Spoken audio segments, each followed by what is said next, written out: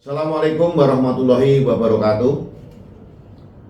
Selamat siang, salam sejahtera, Om Swastiastu, Namo Buddhaya, salam kebajikan, Rahayu. Alhamdulillahirrabbilalamin, puji syukur kehadirat Allah Subhanahu wa Ta'ala atas segala limpahan rahmat, taufik dan hidayahnya, sehingga kita dapat bertemu dalam kegiatan perkuliahan pada kesempatan ini. Perkenalkan, saya Dr. Suito, Sarjana Hukum, Magister Hukum. Saya mulai mengabdi sebagai dosen sejak tahun 2022 di Fakultas Hukum dan Sosial Universitas Sunan Giri, Surabaya. Saya merupakan lulusan program Doktor Ilmu Hukum di Fakultas Hukum Universitas 17 Agustus 1945 Surabaya atau UNTAK Surabaya, angkatan 37 tahun 2019. Dan kebetulan alhamdulillah saya telah menyelesaikan studi doktoral saya pada tahun 2022. Dan alhamdulillah juga saat ini saya juga telah mengemban jabatan akademik sebagai lektor pada program studi Magister Hukum, Fakultas Hukum dan Sosial Universitas Sunan Giri, Surabaya. Saya mendapatkan amanah oleh Bapak Rektor atau pimpinan, yaitu untuk mengampu mata kuliah Hukum Agraria dengan bobot 2 SKS. Baik, pada kesempatan ini saya akan menyampaikan beberapa materi yang perlu saya sampaikan kepada adik-adik mahasiswa. Yang pertama yaitu hak bangsa dan hak menguasai negara atas tanah. Ini merupakan sebagai pondasi hukum agraria, hukum agraria nasional Indonesia, dengan mata kuliah yaitu hukum agraria. Pada bagian 1 yaitu tentang hak bangsa Indonesia, di mana sebagai puncak hak atas tanah. Hak bangsa Indonesia merupakan konsep paling fundamental dalam sistem hukum agraria nasional. Hak ini diatur secara eksplisit yaitu di dalam ketentuan pasal 1 dan pasal 2 Undang-Undang Pokok Agraria, dan menjadi payung bagi seluruh jenis hak atas tanah yang ada di Indonesia. Berbicara tentang bangsa dan puncak hak atas tanah, pengertian tentang hak tertinggi yang bersifat abadi atas seluruh wilayah negara Kesatuan Republik Indonesia, itu pengertiannya hak tertinggi. Kemudian landasan hukumnya tentu tadi sudah saya sampaikan di awal bahwa landasan hukum yaitu bahwa pasal 1 dan pasal 2 Undang-Undang Pokok Agraria itu menjadi dasar konstitusional pengakuan hak bangsa atas tanah. Di selain itu juga ada subjek pemilik. Siapa subjek pemilik dalam hal ini? Yaitu seluruh rakyat Indonesia sebagai kesatuan bangsa, bukan individu maupun kelompok tertentu. Itu subjek pemiliknya. Nah, kemudian sifat haknya, sifat hak ini abadi dan tidak dapat dilepaskan oleh siapapun, termasuk negara sekalipun. Itu adalah sifat haknya.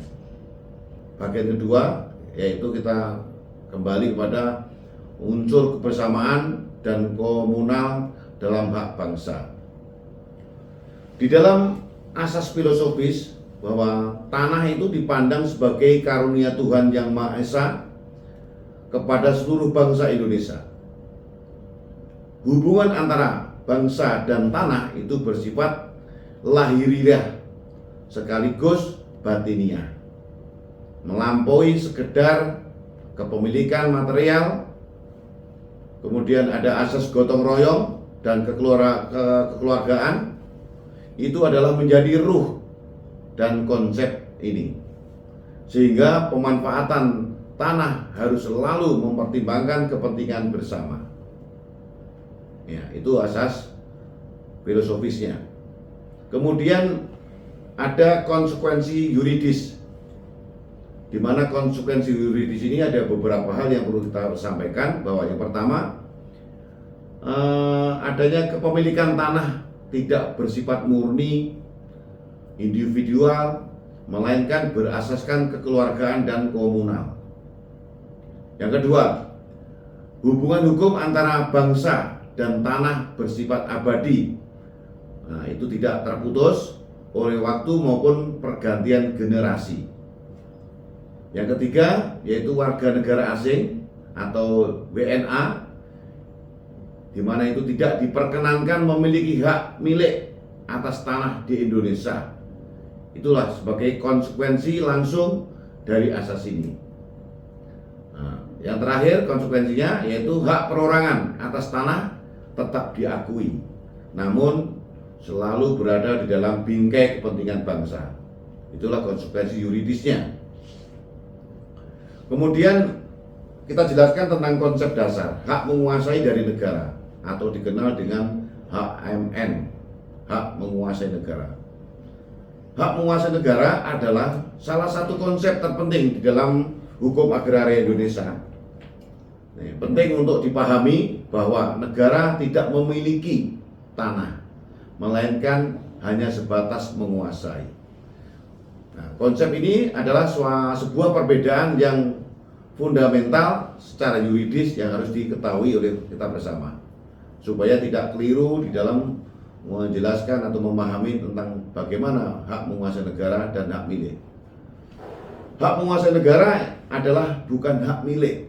Nah, di sini hak milik, bukan hak milik.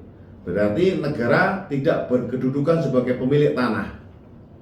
Hak menguasai negara adalah wewenang publik untuk mengatur, bukan hak privat untuk memiliki. Jadi salah kalau negara mengatakan tanah milik negara. Jadi sebatas menguasai. Di situ sumber hukumnya yang jelas kita sama-sama kita pahami di dalam ketentuan pasal 33 ayat 3 Undang-Undang Dasar 1945, khususnya pasal 2 Undang-Undang Pokok Agraria, itu menjadi landasan konstitusional kewenangan negara atas bumi, air, dan kekayaan alam. Di situ dilanjutkan sepenuhnya digunakan sepenuhnya untuk kemakmuran masyarakat. Tujuan utamanya apa? Nah, tujuan utamanya yaitu mencapai kemakmuran rakyat yang sebesar-besarnya. Nah, ini menjadi tolak ukur legitimasi setiap kebijakan pertanahan negara. Itulah harus dipedomani. Kemudian sifat kuasa. Negara berkedudukan sebagai organisasi kekuasaan tertinggi yang mewakili seluruh bangsa dalam pengelolaan tanah. Jadi makanya tadi disebutkan sebatas menguasai, tidak memiliki. Itulah kedudukan sifat kuasanya. Nah, bagaimana dengan wewenang negara di dalam hak menguasai negara? Nah, berdasarkan ketentuan pasal 2 ayat 2 Undang-Undang Pokok Agraria, negara itu diberikan 3 wewenang utama di dalam melaksanakan hak menguasai dari negara. Kewenangan ini bersifat kumulatif dan saling melengkapi satu sama lain. Yang pertama yaitu hak untuk mengatur, kemudian hak menentukan, dan hak memimpin.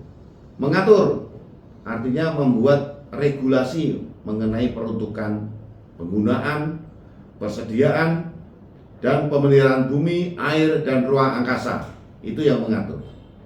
Kemudian menentukan, di mana menentukan ini negara menetapkan dan mengatur hubungan-hubungan hukum antara orang-orang dengan bumi, air, dan ruang angkasa. Situ ketentuan mengaturnya. Bagaimana dengan memimpin? Di sini memimpin yaitu mengatur hubungan hukum antara orang dan perbuatan-perbuatan hukum yang berkenaan dengan tanah. Nah, ketiga wewenang ini dilaksanakan untuk mencapai sebesar-besarnya kemakmuran rakyat, bukan untuk kepentingan negara itu sendiri. Nah, itu kata kuncinya. Semua diperuntukkan untuk kemakmuran rakyat, bukan untuk kepentingan negara itu sendiri. Nah, bagaimana dengan hubungan hukum? Hubungan hak bangsa dan hak menguasai negara. Hak bangsa dan menguasai negara bukanlah dua konsep yang terpisah, melainkan saling berhubungan dalam satu sistem hierarki hukum agraria yang kohesif. Memahami hukum atau memahami hubungan keduanya adalah kunci untuk memahami seluruh bangunan hukum pertanahan di Indonesia. Kita lihat bahwa hak menguasai negara ini sebagaimana yang diatur itu adalah seluruh Indonesia. Kemudian pengelolaan dan pengaturan untuk kemakmuran rakyat. Kemudian tentang bagaimana hak bangsa Indonesia, ini adalah sumber tertinggi seluruh rakyat Indonesia, diperuntukkan dulu seluruh rakyat Indonesia. Hak bangsa sebagai sumber adalah hak bangsa berperan sebagai sumber utama dan legitimasi dari seluruh hak atas tanah di Indonesia, termasuk hak menguasai negara itu sendiri. Nah, negara sebagai mandataris di sini juga. Ya, negara bertindak sebagai mandataris ataupun wakil bangsa. Hak menguasai negara bukan hak yang melekat pada negara sendiri, melainkan mandat yang diberikan oleh bangsa. Kemudian tentang batasan hak menguasai negara. Meskipun hak menguasai negara itu sangat luas, negara tidak dapat bertindak sewenang-wenang. Terdapat batas-batas yuridis yang wajib dihormati demi menjaga keadilan dan kepastian hukum bagi seluruh warga negara Indonesia. Nah, itu hak batasan hak menguasai negara. Ada lagi hak ulayat masyarakat adat. Negara wajib mengakui dan menghormati hak ulayat masyarakat hukum adat yang masih ada dan berkembang, yang nyata-nyata sampai saat ini eksis, selama tidak bertentangan dengan kepentingan nasional. Itu tentang hak ulayat masyarakat adat. Terus bagaimana dengan hak perorangan atas tanah? Negara tidak boleh merampas ataupun menggusur tanah milik warga tanpa proses hukum yang sah dan tanpa pemberian ganti rugi yang layak dan adil. Karena tadi judulnya menguasai negara untuk kemakmuran masyarakat. Jadi harus dikembalikan kepada kepentingan masyarakat, kemakmuran masyarakat.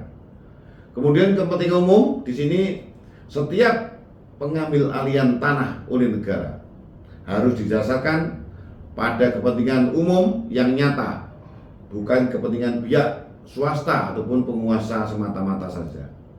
Dikedepankan adalah kepentingan umum demi kemakmuran masyarakat. Nah, kesimpulan daripada pelajaran hari ini yaitu intisari hukum agraria keuangan nasional. Materi ini memperlihatkan bahwa hukum agraria Indonesia itu dibangun di atas fondasi filosofis yang kuat untuk menggabungkan nilai kebangsaan, keadilan sosial, dan kewenangan negara secara seimbang. Penguasaan demi kesejahteraan di sini ada juga hak bangsa sebagai payung, kemudian keadilan sosial sebagai tujuan. Nah, yang pertama penguasaan demi kesejahteraan. Tanah di Indonesia dikuasai negara semata-mata demi kesejahteraan dan kemakmuran seluruh rakyat Indonesia, bukan untuk kepentingan negara itu sendiri. Hak bangsa sebagai payung. Hak bangsa Indonesia memayungi seluruh jenis hak atas tanah yang ada. Tidak ada satupun hak atas tanah yang dapat bertentangan dengannya. Itu tentang hak bangsa sebagai payung. Sekarang keadilan sosial sebagai tujuan, di mana hukum agraria nasional itu wajib senantiasa mengutamakan keadilan sosial bagi seluruh rakyat, sebagaimana diamanatkan di dalam ketentuan pasal 33 Undang-Undang Dasar 1945, bahwa bumi dan air, kekayaan alam yang terkandung di dalamnya dikuasai oleh negara dan dipergunakan untuk sebesar-besarnya kemakmuran rakyat. Pasal 33 ayat 3 Undang-Undang Dasar 1945. Baik, terima kasih. Pelajaran yang hari ini mungkin ada yang perlu ditanyakan. materi-materi apa saja yang masih belum dapat diketahui ataupun kurang paham, silakan untuk kita sesi tanya jawab. Mungkin ada yang boleh ditanyakan dari adik mahasiswa, silakan bertanya, silakan. 1, 2, 3. Coba yang paling ujung dulu, apa pertanyaannya? Ya. Saya izin bertanya Bapak, jika hak menguasai negara atau HME itu tujuannya untuk kemakmuran rakyat, sementara realitanya itu sering terjadi penggusuran tanah warga demi proyek pembangunan, itu bagaimana? Ya. Jadi kita mengenal konsep hak menguasai negara sesuai pasal 33 ayat 3 bahwa tanah, bumi, air, dan ruang angkasa dikuasai oleh negara. Dalam bentuk hak menguasai negara ini, negara bukan pemilik mutlak daripada suatu hak atas tanah, tapi hanya batas menguasai.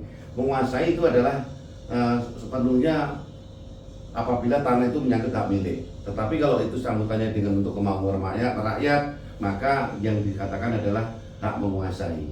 Kaitannya dengan hak warga negara yang terjadi penggusuran dan lain sebagainya, itu kita harus kembali pada tunduk pada undang-undang pengadaan tanah, yaitu Undang-Undang Nomor 2 Tahun 2012, di mana tidak boleh serta-merta negara itu mengambil alih, menguasai, seolah-olah hak menjadi hak miliknya. Jadi hak rakyat itu harus dikedepankan. Apabila itu miliknya masyarakat, maka dikedepankan masyarakat. Negara boleh menguasai dengan menggunakan pengadaan tanah. Sehingga apabila terjadi komplain antara warga dengan negara, maka masyarakat dapat melakukan gugatan kepada pejabat negara itu. Mungkin dapat diterima atau mungkin kurang jelas? Sampai Bapak. Terima kasih. Terima kasih. Kemudian yang kedua, ada yang bertanya lagi tadi siapa? Mbaknya ya? Yang kedua, silakan. Saya izin bertanya Bapak, di slide sebelumnya WNA tidak boleh punya hak milik karena hak bangsa Indonesia. Namun karena adanya UU Cipta Kerja, apakah sekarang boleh memiliki hak milik atau apartemen atau tanah Bapak? Terima kasih. Ya. Kaitannya WNA tentang diadakannya Undang-Undang Cipta Kerja, hak bangsa itu melekat pada warga penduduk Indonesia, sehingga warga negara asing tidak diperkenankan memiliki aset yang ada di Indonesia. Hanya mungkin bisa dikenakan kalau dia berusaha di Indonesia, maka dia dikenakan dengan mesti menyangkut pautkan dengan warga pribumi untuk siapa yang pemiliknya. Dia bisa menangkan modalnya, tetapi hal ini hak melekat pada bangsa Indonesia. WNA tidak diperbolehkan memiliki tanah yang ada di Indonesia. Pada khususnya seperti itu. Terjawab nggak ya? Baik, tadi sudah saya berikan kesempatan untuk melakukan pertanyaan. Nanti saya akan bertanya, coba sejauh mana mahasiswa memahami materi yang saya berikan. Jadi tolong jelaskan kepada saya tentang perbedaan konsep mendasar tentang hak menguasai negara berdasarkan Undang-Undang Pasal 33 ayat 3, bagaimana dan kenapa UPA itu menentang konsep kolonial pada domain flag clearing yang bentuknya adalah ingin menguasai tanah di Indonesia. Coba. Baik Pak, terima kasih pertanyaannya, saya akan menjawab. Pada hakikatnya negara bukan pemilik, melainkan hanya menguasai, mengatur, dan mendistribusikan demi kemakmuran rakyat. Ya, betul. Saya tambahkan ya. Ya. Nah, hak menguasai negara itu bukan memiliki suatu hak atas tanah. Negara itu publik, sifatnya dikuasai semata-mata untuk kemakmuran rakyat Indonesia. Konsepnya hak menguasai negara berdasarkan pasal 33 ayat 3 demikian. Intinya semua bumi, air, dan ruang angkasa dikuasai oleh negara sepenuhnya untuk kemakmuran rakyat Indonesia. Itu konsep hak menguasai negara. Beda dengan hak pengelolaan. Kalau pemerintah mengajukan ingin menguasai tanah, sifatnya hak pengelolaan dan bisa diberikan sertifikat, namanya sertifikat hak guna pakai. Itu ya. Kalau masyarakat diberikan hak guna hak milik, hak guna bangunan, hak guna bangunan bisa diberikan badan hukum maupun perorangan. Tapi kalau yang menguasai adalah pemerintah, mewakili contohnya kepolisian, pemerintah kota, kejaksaan memanfaatkan lahan itu namanya hak guna pakai. Ya, bedanya di situ. Baik, kalau sudah selesai tanya jawab pelajaran hari ini kita akhiri. Saya terima kasih. Adik-adik nanti kalau masih ada yang ragu bisa bertanya, mungkin melalui ketemu ataupun japri saya ataupun telepon apabila ada mata kuliah yang belum dapat dipahami. Saya tutup ya. Terima kasih. Kita akhiri pertemuan pada hari ini dengan ucapan wabillahi taufiq wal hidayah. Wassalamualaikum warahmatullahi wabarakatuh. Waalaikumsalam warahmatullahi wabarakatuh.